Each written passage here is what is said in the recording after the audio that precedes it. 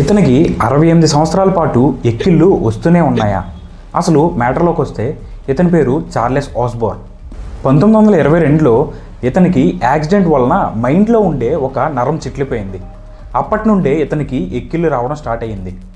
ఇది నేను చెప్పింది కాదు, అక్కడి డాక్టర్లు చెప్పింది. ఆ ఎక్కిళ్ళే 68 సంవత్సరాల పాటు ఆపకుండా వస్తూనే ఉన్నాయంట. వాటిని ఆపడం కోసం ఇతను ఎన్నో మెడిసిన్స్ వాడారు. అంతేకాకుండా చాలామంది డాక్టర్స్ని కన్సల్ట్ అయ్యారు. కానీ దేనివలన యూజ్ లేకుండా పోయింది. ఆఖరిగా 68 సంవత్సరాల తర్వాత అంటే 1990లో ఇతనికి ఎక్కిళ్ళు వాటంతట అవే ఆగిపోయాయి. ఎక్కిళ్ళు ఆగిపోయిన ఒక్క సంవత్సరానికి అంటే 1991లో ఇతను చనిపోయారు. ఇతని పేరు మీద లాంగెస్ట్ కంటిన్యూస్ హికప్స్ అనే ఒక వరల్డ్ రికార్డ్ కూడా ఉంది. దీనిపై మీ ఒపీనియన్ ఏంటో కామెంట్ సెక్షన్లో కామెంట్ చేయండి.